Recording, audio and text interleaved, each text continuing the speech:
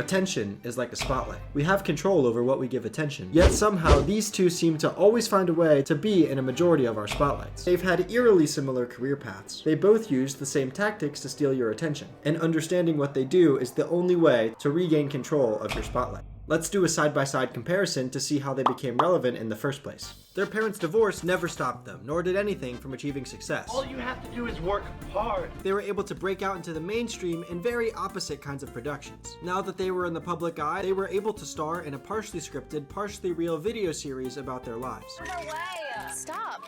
Jealous. Good morning, Jake Paulers. What is going on? They kept viewers' attention through highly sexualized content, and then for some reason decided it would be a good idea to make a song.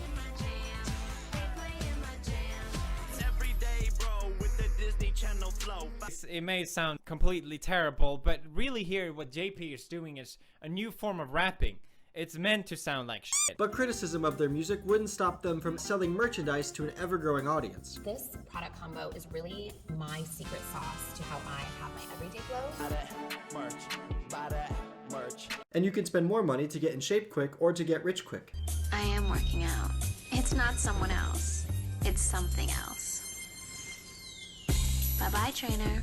Hello, Shape Up. As a result of what the FTC calls deceptive advertising, Skechers now has to foot a $40 million bill. We need to create a movement for our generation, one that inspires people to take action to achieve their dreams. It's a program that allegedly teaches you how to live life on your terms, achieve your dream goals. The whole concept was so poorly executed that it's just not a good look for Jake Paul. And if they can't convince you to give them your money, mini versions of them will sell you products for them. Kim using her underage daughter as a non-consenting marketing mascot to promote her and Kylie's makeup or fashion businesses. This is Jake Paul. Hi, Jake Paul. See, he's a savage. And if that won't get your attention, what about being the worst neighbor possible? A lot of the neighbors are complaining. They're very upset.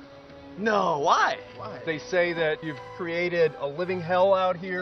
There's nothing we can do, though. The Jake Paulers are the strongest army out there, Dad. Or cultural appropriation. Or having your dad kiss the same girl you did. Or more cultural appropriation. Or doxing famous people. Or even more cultural appropriation. What about starting beef with your siblings that's probably fake? Logan Paul, apparently him and brother Jake are about to start another fake beef. Or partying during COVID. Or how about a fast-paced relationship that quickly moved into marriage, allegedly as a publicity stunt? The tactic used here by Jake and Kim is called outrage marketing, and it takes advantage of negativity bias, which is basically the idea that our brains are hardwired to pay more attention to negative information as opposed to positive information. It's commonly misbelieved that love and hate are complete opposites, but really they're just different sides of the same coin. Loving or hating something requires a lot of energy. You have to have a lot of passion about the thing you love or hate. So the real opposite of love or hate is apathy, or not caring at all. And it's way easier to make people hate you than it is to get them to love you. But it's not all about hate. I mean, hate will get you views, but it won't get anyone to buy your product. So both Jake and Kim have found a way to turn your hate for them into love for them.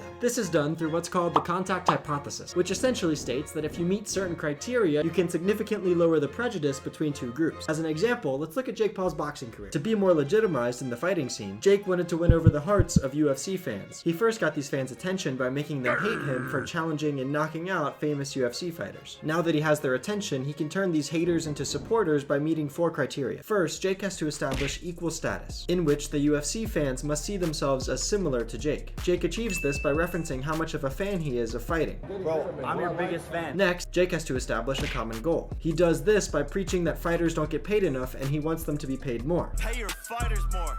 Give them healthcare, you scumbag. Third, he needs intergroup cooperation. In other words, he needs someone from the UFC to help him work toward the goal of raising fighter pay. And lastly, he needs support of an authority to work together with the UFC fans. These last 2 criteria are both met by UFC legend Anderson Silva. When Jake fought and beat Anderson, they agreed to start an organization to help increase fighter pay. But if I win, me and you come together to create a United Fighters Association to help UFC fighters get better pay and better health care. And we unite to help these fighters once and for all. Deal. deal. And now all of a sudden, UFC fans have gone from not knowing who Jake Paul is to supporting him in his endeavors. Kim has done the same thing. She first enraged the LGBTQ community to get their attention. To turn the haters to supporters, she proclaimed a common goal of advancing LGBTQ rights. She established equal status because she's bound by the same laws they are. She achieved intergroup cooperation through LGBTQ icon Jojo Siwa, and there are plenty of organizations and governing bodies to support the handshake between Kim Kardashian and the LGBTQ community, so once again, the haters become fans. These are just a couple examples, but both Jake and Kim use these tactics a lot. If you pay attention, you'll see them doing it all the time, and if you leave it up to them, you definitely will be paying attention.